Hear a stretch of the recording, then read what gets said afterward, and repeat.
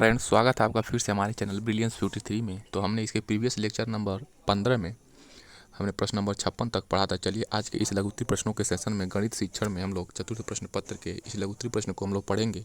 चलिए जल्दी से वीडियो को लाइक शेयर सब्सक्राइब कर दीजिए, और जो नए व्यूअर्स हैं वो इस चैनल पर नए हैं तो टेलीग्राम से जुड़ जाइए। वहाँ पर आपको PDF प्रीवियस ईयर और नोट्स और इसका क्लास का लिंक मिल जाएगा, वहाँ से आप लोग देख सकते हैं और PDF डाउनलोड कर सकते हैं। तो जल्दी चलिए इस वीडियो को अपने कॉलेज मेट्स, प्रशिक्षु और क्लासमेट्स जो भी हैं उनके साथ शेयर कर दीजिए। चलिए शुरू करते हैं। प्रश्न 57 क्या है?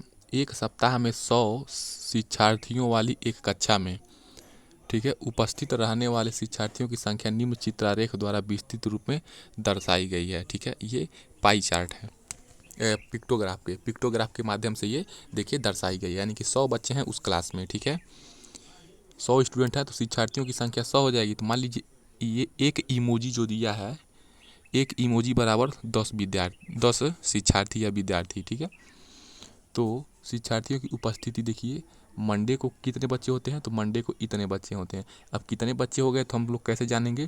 तो देखिए एक इमोजी का मतलब 10 बच्चा, तो 10 बच्चा ये जोड़ते चलिए, 20, 10 30, 10 40, 10 50, 10 60, 10 70, 10 80, 10 90, 10 100, यानी कि 100 बच्चे। यानी कि सोमवार को 100 बच्चे आए थे, यानी कि 100% उपस्थिति थी मंडे के दिन। मंगलवार के दिन 5, 10, 20, देखिए 10, 20, 30, 40, 50, 60, 70, इस दिन 70 बचे आए मंगलवार को। बुधवार को बच्चे कितने आए? 10, 20, 30, 40, 50, ये 50। ठीक है, एक इमोजी का मतलब, इस संकेत का मतलब 10 बच्चे। ठीक है, हम लोग मैथ में मानक मान के ही प्रश्नों को सॉल्व करते हैं। तो 10 बच्चे, ये 10, 10 20, 10 30, 10 40, 10 50, 10 60, ये 60 ही बच्चे। फिर 10, 20, 30, 40, 50, 60, 70, 80, फिर ये 80 बच्चे। ठीक है, फिर 10, 20, 30, फिर 30 बच्चे। इस प्रकार हम लोगों ने इतने बच्चों की संख्या को देख लिया है। तो निम्न प्रश्नों के उत्तर दीजिए। तो मंगलवार को कितने शिक्षार्थी उपस्थित थे? तो हमने अभी आपको बताया है। तो मंगलवार को देखिए कितने शिक्षार्थी उपस्थित है, तो 70 बच्चे आपको उपस्थित थे। किस दिन पूर्ण उपस्थिति थी? तो सोमवार को क्या थी? पूर्ण उपस्थिति थी। ठीक है, ये एक इमोजी बराबर जो था ऐसे, एक इमोजी, एक सेकेंड, जो ये एक इमोजी था ऐसे, ठीक है, ये ऐसे था एक इमोजी, ये ऐसे जो एक इमोजी था इसका मतलब था 10 बच्चे। ठीक है, तो शनिवार को सबसे कम शिक्षार्थी उपस्थित थे। तो किस दिन सबसे कम शिक्षार्थी उपस्थित थे? तो शनिवार को लगभग 30 बच्चे। देखिए यहाँ पे 30 बच्चे हो जाएंगे। शुक्रवार को 80 शिक्षार्थी उपस्थित थे। शुक्रवार को कितने शिक्षार्थी उपस्थित थे? तो शुक्रवार को 80 बच्चे। शुक्रवार को 80 कैसे हुए? 10, 20, 30, 40, 50, 60, 70, 80। ठीक है, तो 80 शिक्षार्थी उपस्थित थे। प्रश्न नंबर 58 क्या है?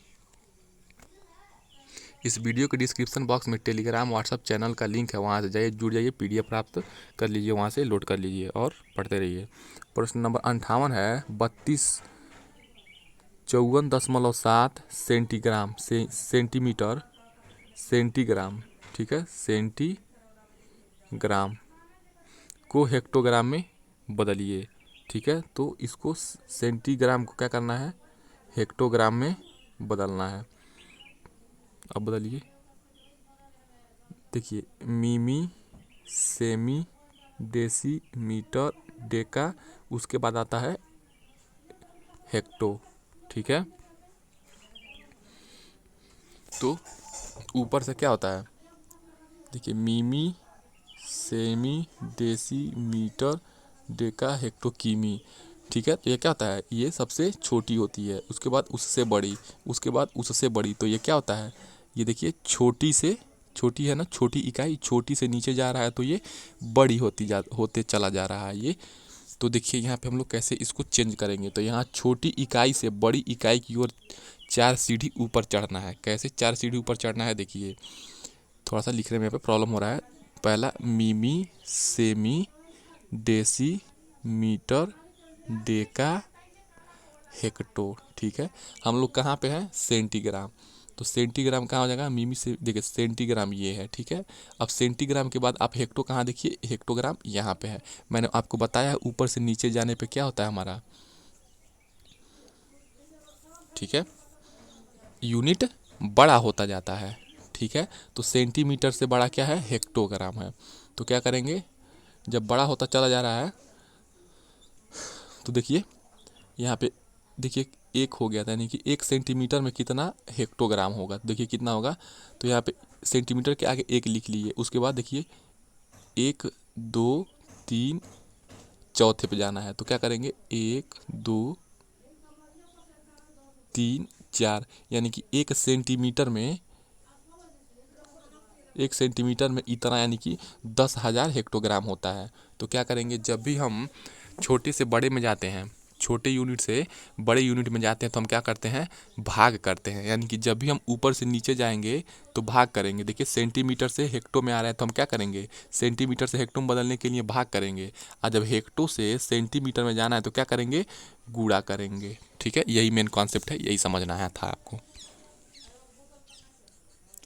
तो 4 सीढ़ी ऊपर चढ़ना है, इसका मतलब क्या, एक लिख के 4 जीरो ऊपर चढ़ना है। अतः यहाँ दशमलव बिंदु को 4 स्थान बाईं ओर हटाना है। यदि बाईं ओर अंक न रहे तो उतने शून्य लिखकर दशमलव बिंदु लगाते हैं, ये तो आपको पता ही है। तो देखिए क्या दिया है, इतना सेंटीग्राम, 3254.7 सेंटीग्राम को हेक्टोग्राम में बदलना है। तो 1 सेंटीग्राम में कितना हो रहा था, 1 सेंटीग्राम में कितना था, इकाई, दहाई, सैकड़ा, हजार, 10,000, 10,000 हेक्टोग्राम होता है, ठीक है। तो इतने सेंटीग्राम में कितना हो, इतने सेंटीग्राम में कितना हेक्टोग्राम होगा,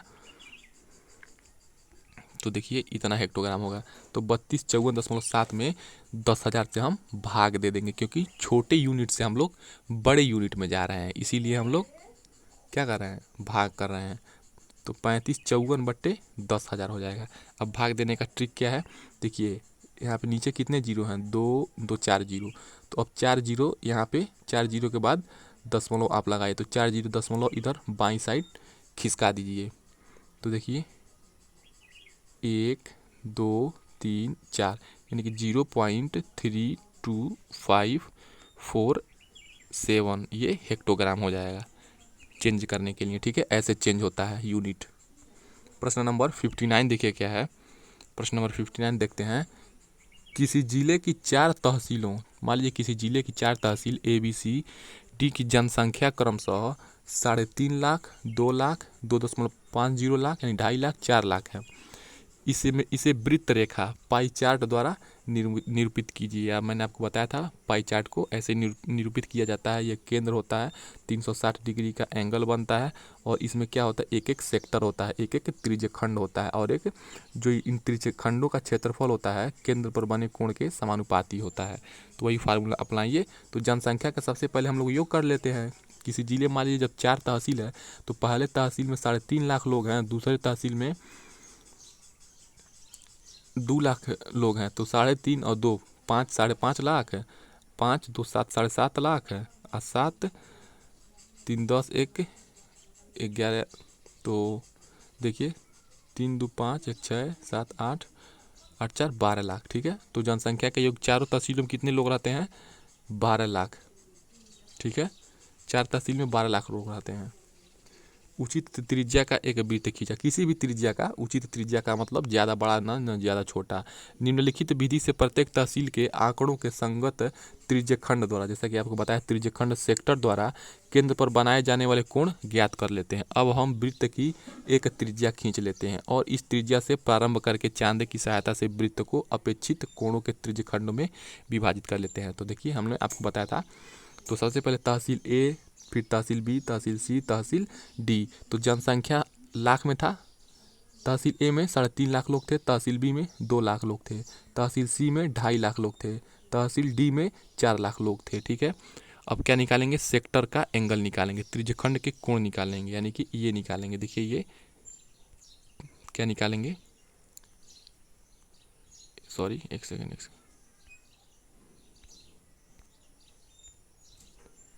देखिए ये हो गया ना, देखिए ये जो है वृत्त। अब ये निकालिए, एंगल निकालिए कि ये कितना एंगल बन रहा है, यही निकालेंगे। जब ये एंगल निकाल लेंगे तो हम लोग क्या कर लेंगे, पाई चार्ट में निरूपित कर लेंगे ऐसे चांदे की सहायता से। ठीक है, देखिए कैसे निकालेंगे। तो 3.5 लाख, तो आपको पता है जो एंगल जो बनता है वो क्या होता है, जो त्रिज्यखंड का कोण बनता है वो क्या होता है, केंद्र पर जो बना कोण होता है वो क्या होता है, त्रिज्यखंड के समानुपाती होता है। तो 360 डिग्री गुणे संगत बारंबारता, तो संगत बारंबारता क्या है, 3.5 लाख लोग हैं, संगत बारंबारता बट्टे कुल बारंबारता यानी कि कुल जनसंख्या, तो कुल जनसंख्या कितनी है, 12 है। ठीक है, ऐसे सॉल्व करना है। तो 12 से काटिए, 12 तिये 36 यानी कि 30, 30 से 3.5 में गुणा करिए तो कितना हो जाएगा आपका 105 डिग्री। ठीक है, ऐसे सॉल्व करना है। फिर देखिए बी में त्रिज्यखंड का कोण कैसे निकालेंगे, 360 गुणे बारंबारता का योग, तो बारंबारता का योग मतलब वहाँ के लोगों की जनसंख्या, तो बारंबारता का योग 2 बटे कुल बारंबारता यानी कि कुल जनसंख्या 12 है, तो ये कितना हो जाएगा 60 डिग्री। फिर सी में देखिए 360 डिग्री गुणे बारंबारता का योग, तो बारंबारता का योग देखिए कितने हैं, ये जनसंख्या 2.50 बटे कुल जनसंख्या 12, तो 75 डिग्री हो जाएगा। यानी कि जो तहसील सी में 2.5 लाख लोग हैं उनके जो त्रिज्यखंड के कोण कितने हो गए, 75 डिग्री हो गए। ये तहसील डी है, देखिए 4 हो गया। ये 4 जो हुआ है, 4 लाख जो शिक्षार्थी हैं या जो भी हैं लोग हैं, जनसंख्या है, तो 360 गुणे 4 कर दीजिए। ठीक है, जब 360 गुणे आप 4 करेंगे तो फिर नीचे से क्या करेंगे, 12 से भाग दे दीजिए, क्योंकि कुल बारंबारता 12 है, तो 120 डिग्री हो गया। अब इसी को क्या करेंगे, वृत्त उचित त्रिज्या का वृत्त 2 सेंटीमीटर 3 सेंटीमीटर 4 सेंटीमीटर, ठीक है, प्रकार की सहायता से आप लोग खींच करके क्या करेंगे, इसे बना लेंगे। कैसे बनाएंगे, मान लीजिए सबसे पहले आपने ये एक वृत्त खींच लिया, वृत्त खींचने के पश्चात हम लोग क्या करेंगे, केंद्र ओ मानेंगे, ओ मान लिया। ठीक, अब यहाँ पे एक लाइन खींचिए, अब यहाँ से 105 डिग्री का कोण मान लीजिए, ये हो गया कितना, 105 डिग्री हो गया। ठीक है, फिर यहाँ से आप 60 डिग्री का कोण बनाइए यहाँ से, तो देखिए 60 डिग्री का कोण कैसे बनेगा, तो 60 डिग्री का कोण मान लीजिए ये हो गया। ठीक है, 60 डिग्री का कोण ये हो गया। फिर 75 डिग्री का, फिर 75 डिग्री का मान लीजिए ये हो गया। ठीक है, फिर आप बनाएंगे 120 डिग्री का, फिर मान लीजिए 120 डिग्री का ये हो गया। ठीक है, जो भी हो, ये शायद ना हो, ये पूरा 120 डिग्री हो गया, तो पूरा मिला के 360 डिग्री हो गया, आप लोग जोड़ सकते हैं। ठीक है ना, ये चारों मिला के कितना हो गया, 360 डिग्री। तो ये ऐसे ही प्रश्नों को सॉल्व करते हैं, इसी प्रकार आप लोग पाई चार्ट में डिनोट करेंगे।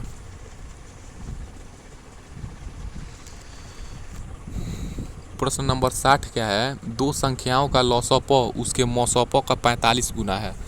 ठीक है, कोई भी दो संख्या हो गया, उसका लॉसअप उनके मौसम का 45 गुना है। यदि उनके लॉसअप तथा मौसौप का योग 1150 तथा दोनों में से एक संख्या 125 हो तो दूसरी संख्या का मान ज्ञात कीजिए। देखिए दो संख्याओं का लॉसअप उनके मौसम का 45 गुना है, तो दो संख्याओं, प्रश्न के हिसाब से ही हम लोग क्या करेंगे, आंसर लिखेंगे। तो पहले ही दिया है, पहले ही लाइन में दो संख्याओं का लॉसअप, तो लिख लीजिए दो संख्याओं का लॉसअप उनके मौसम। ठीक है, तो उनके मौसम मान लीजिए ये हो गया, मौसम का 45 गुना, तो 45 गुना यानी कि 45 गुणा है, तो 45 गुना कर दिए। ठीक, पहला स्टेप हो गया, ये हमारा फर्स्ट स्टेप हो गया। यदि उनके लॉसअप तथा मौसौप का योग 1150 है, यानी कि लॉसअप प्लस मौसौप 1150, ये हमारा सेकंड स्टेप, सेकंड लाइन हो गया। ठीक, तथा दोनों में से एक संख्या 125 हो। अब देखिए, ठीक है, दोनों में से एक संख्या 125 हो तो दूसरी संख्या, एक संख्या क्या है, 125 है। देखिए हमने पहला स्टेप दूसरा स्टेप कर लिया है। ठीक, अब उसी से सॉल्व करते हैं, पहला स्टेप और दूसरा स्टेप के बाद हम लोग क्या सॉल्व कर सकते हैं। देखिए, ठीक है, दो संख्याओं का लॉसअप क्या दिया है, 45 गुणे मौसौप दिया है कि नहीं दिया है प्रश्न के हिसाब में। तो दो संख्याओं का ये लॉसअप के जगह हम लोग ये लिख सकते हैं ना, 45 मौसौप। ठीक है, 45 प्लस 1 मौसौप बराबर 1150, तो मौसौप क्या हो जाएगा, 1150 बटे 46 यानी कि 25 हो जाएगा। अब लॉसअप कैसे निकालेंगे, 45 गुणे 25 हो जाएगा, यानी कि 1125 हो गया।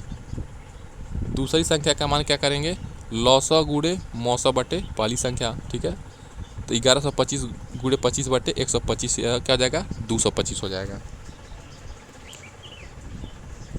प्रश्न नंबर 61 है 1872, 1584, 336 का महत्तम समापवर्तक मौसम निकालिए। तो भाग विधि सर्वप्रथम हम 1872 और 1584 का मौसम ज्ञात करेंगे। ठीक है, तो क्या करेंगे, बड़े वाले में क्या करेंगे, छोटे वाले से भाग दे देंगे, 1584 से भाग देंगे, क्योंकि ये भी छोटा है लेकिन इसे लास्ट में, ताकि अपनी सुविधा के अनुसार। तो 1584 से भाग देंगे 1872 में, एक बार में इतना जाएगा, फिर 288 जाएगा, फिर 288 को इसको बना देंगे यहाँ पे 1584, फिर 1584 में भाग देंगे इसी से 288, तो 5 बार में जाएगा 1440 हो जाएगा, 144 आएगा, फिर 144 में 288 से भाग देंगे, 2 बार में जाएगा, कट जाएगा। टोटली जब कट गया पूरा पूरा विभाजित हो गया। ठीक है, तो क्या हो जाएगा, देखिए भाजक जो लास्ट में जो भाजक बचता है, ठीक है ना, जो लास्ट में ये जो भाजक बचा है ना, ये भाजक, इसी भाजक को हम लोग क्या कहेंगे, मौसम कहेंगे। तो क्या हो जाएगा 1872 और 1584 का मौसम हो गया 144। ठीक है, तो फिर क्या करेंगे, 144 और 336 बचा था, लास्ट वाला जो 3 अंकी हमसे 1 अंकी था, तो 144 और 336 का मौसम ज्ञात करेंगे। तो 144 और 336 में से क्या करेंगे, भाग विधि से मौसम निकालने का नियम यही है, भाग देते चले जाएंगे, सीढ़ी के हिसाब से, लैडर फार्मूला कहते हैं इसको। तो 144 हो गया 336, तो 144 से 2 बार में 288, फिर 48 आएगा, फिर 48 से क्या करेंगे, इसको भाज्य बना देंगे। ठीक है, जो पहले का भाजक होता है वो दूसरे में भाज्य बन जाता है। देखिए ये पहले भाजक था, अब यहाँ पे भाज्य बन गया, और जो शेषफल था वो भाजक बन जाता है। तो 48 से क्या करेंगे, 144 में भाग देंगे, तो 3 बार में जाएगा, तो 144 कट जाएगा। अब देखिए क्या हुआ, यहाँ पे भाजक 48, यहाँ पे भाजक 48 आ गया, तो जो सबसे लास्ट में भाजक होता है वही क्या हो जाता है, मौसम हो जाता है। तो 1872, 1584 तथा 336 का मौसम 48 है। तो इसी तरीके से आप लोग स्टेप बाय स्टेप एग्जाम में निकालेंगे, तभी आपको मार्क्स मिलेगा, डायरेक्ट निकालने से नहीं मिलेगा, ऐसे लिखना पड़ेगा। प्रश्न नंबर 62 है, एक आयत की लंबाई तथा चौड़ाई क्रमशः 110 मीटर तथा 40 मीटर है, इसके चारों ओर तार लगवाने के लिए कितने मीटर तार की आवश्यकता होगी। तो आपको पता है जब ये आयताकार क्षेत्रफल है तो इसका परिमाप निकाल लेंगे, तो हमको यानी कि चारों ओर कितना लंबा है, ये कितना लंबा है, ये कितना लंबा है, ये कितना लंबा है, ये कितना लंबा है, जब पता चल जाएगा तो हम लोग कैसे इसका क्या करेंगे, इतना लंबा मीटर तार लगा देंगे। तो हमको पहले ही दिया है आयत की लंबाई 110 मीटर, यानी कि ये 110 मीटर दे दिया ऑलरेडी, तो ये भी 110 मीटर हो जाएगा। ठीक है, 40 मीटर ये दिया है चौड़ैया, तो ये भी चौड़ाई 40 मीटर हो जाएगा, क्योंकि आयत का गुण है, प्रॉपर्टी है, आमने सामने की भुजाएं बराबर होती हैं। तो जोड़ लीजिए, इतना मीटर लंबा तार लगाइए, 110 मीटर ये जोड़िए, 110 मीटर ये, तो कितना हो गया, 220 हो गया। तो 220 हो गया, अब प्लस और ये 40 40 80 मीटर ये ले लीजिए। ठीक है, तो 220 80 कितना हो गया, 300 मीटर तार की आवश्यकता होगी। देखिए 300 मीटर इसका उत्तर आया होगा, देखिए 300 मीटर आ गया है। या तार की आवश्यकता हो जाएगी, कितना हो जाएगी, उसके तार की आवश्यकता बराबर आयत की परिमाप के बराबर होगा। तो 2 लंबाई धन चौड़ाई, आयत का परिमाप क्या होता है, 2 गुणे लंबाई धन चौड़ाई, तो 2 हो गया, लंबाई 110 चौड़ाई 40, तो 2 गुणे 150 बराबर 300 मीटर हो गया तार की आवश्यकता। प्रश्न नंबर 63 है, 3 अंकों की छोटी से छोटी संख्या ज्ञात कीजिए, जिसे यदि 2, 3 तथा 7 से भाग दिया जाए तो प्रत्येक स्थिति में एक शेष बचे। तो 2, 3 तथा 7 का लॉसअप 42 होगा। ठीक है, तथा 3 अंकों की छोटी से छोटी संख्या आपको क्या है, ये 100 आपको पता है कि कोई भी 3 अंकों की छोटी से छोटी संख्या पूछता है तो क्या करते हैं, एक लिख करके उसके आगे जितना अंक का पूछता है उतना अंक के सामने हम लोग 0 बढ़ा देते हैं। मान लीजिए 1 लिख के 2 0 बढ़ा देंगे तो हमारा 3 अंकों की छोटी सी छोटी संख्या हो जाएगी। और कहा है 2, 3, 7 का लॉसअप निकाल लिया गया है, चूँकि 100 में 42 से भाग देने पर शेष बचेगा 16। ठीक है,